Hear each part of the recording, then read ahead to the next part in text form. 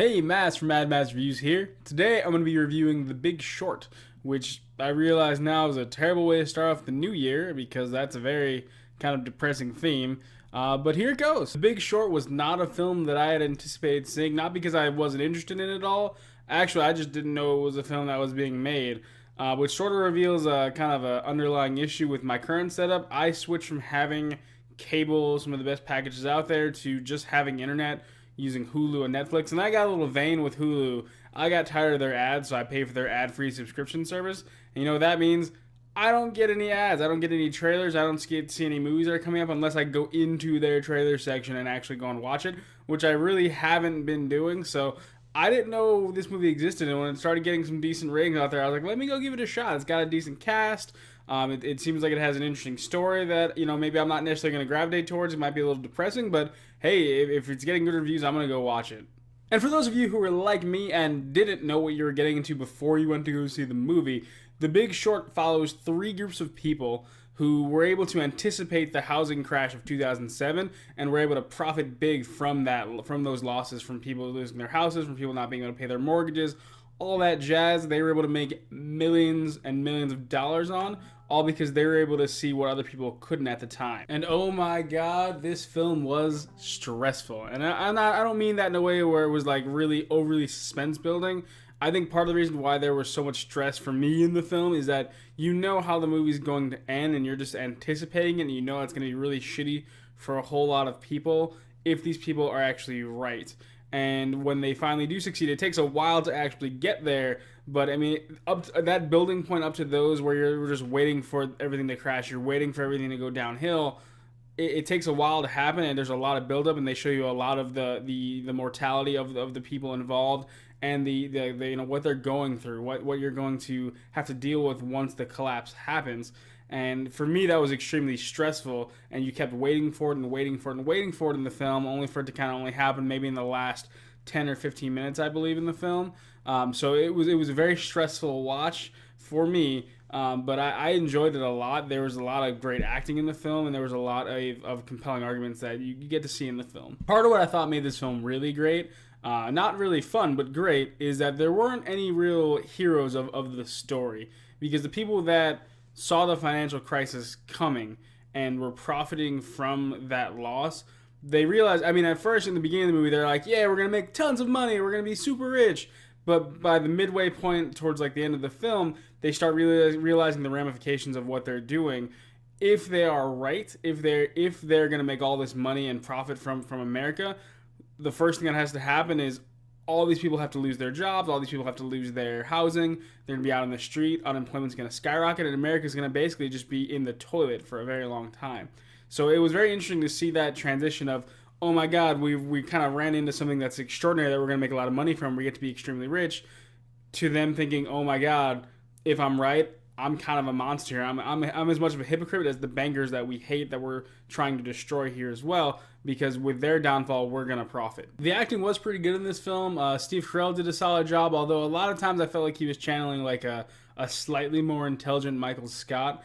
It could just be his voice, because that's just what I hear. He did the role for so long. That's just what I hear when he talks. But I've seen him in other movies, and I don't see that as much. But in this film, it was just like, yeah, I kind of see Michael Scott there. I don't know. I don't know if I'd trust Michael Scott in the financial sector. Although he was, I guess, a genius boss in The Office, so that's a totally different story. But anyways, so Steve Carell did a great job. He played kind of like this asshole, like I don't trust the government, I don't trust anybody type of person that initially kind of falls in with everyone else, where he kind of gets this opportunity to make a lot of money. But he's probably the most, I guess, not heroic, but the most heroic person in the film, in that he has kind of a better moral compass of, this is wrong, I kind of regret what I'm doing. And he actually waits the longest to actually cash in on all the money he's going to make, although he does end up cashing in on all the money he makes. So he's not the hero, but I think he's the most moral person that you're going to find in the story. Next to, there's another group of kids, I don't know their names because I don't think I've ever seen them in a movie, but they are kind of this upstart company that also, in happenstance, sort of stumbles upon this treasure. In a way, for them it's treasure initially, but then as they go, they start realizing as well that, if they are to succeed, it's going to be pretty shitty. So then they start having self-doubts, but their self-doubt to me isn't as powerful as Steve Carell's because their self-doubt is very quick. They're really in it for the money, and they definitely profit off of it. One of the odd things about this film is that the way they filmed it, it felt a lot more like a documentary than it was a movie, which I both liked and didn't like. The reason I did like it is because it gave it kind of a unique feel. It felt like you were kind of watching history unfold in front of you, and it kind of removed the whole cinematic craziness of it all. And there were even parts of the film where they pointed out that they were taking a little bit of extra liberties with how they were telling the story, and that in reality, the way certain events happened was actually a little different. So I like that they did that. I like that they were being a little more realistic, and I like that they were being upfront with their audience, which was me. But what I didn't like from it is that there were a few times where they would try to define some sort of financial term or some sort of financial thing, and they would, instead of having like an actor in the movie explain it, they would say, hey, this is kind of a weird situation, a weird thing to describe. We're going to cut to this celebrity, and they're going to explain to you in layman terms how this term works and what it means. And they would cut to it, and like for instance, I think the first one was Margot Robbie in a tub, which I don't mind seeing Margot Robbie in a tub, but it sort of distracted me from the movie as a whole, where I'm just like, okay, this is weird. Does she actually know anything about this financial stuff, or is she just like reading off a teleprompter? And they have a bunch of other ones too. They have, I think it's Jeff Bourdain, the chef, where he kind of explains a financial term, and then a couple other people as well. And every time they did that, I felt like it just took me out of the movie a little bit. Then I would have preferred if one of the other characters, maybe, even if they did it as an interview style, where they went away, the Office style maybe, where they went away into like a back room somewhere and they just defined the term. I would have preferred that coming from the main stars of the show rather than just some random celebrity, just to keep the focus on the characters in the film. But overall, I was a big fan of the film. It is actually just as good as all the ratings are saying, if not a little more so.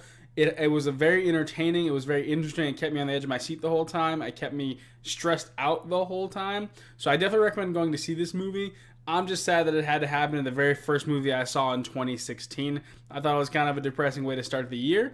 But again, the movie is very well acted, it's very well done, it's very educational, and it's a very interesting and compelling story of these people who were able to profit from the downfall, essentially, of America.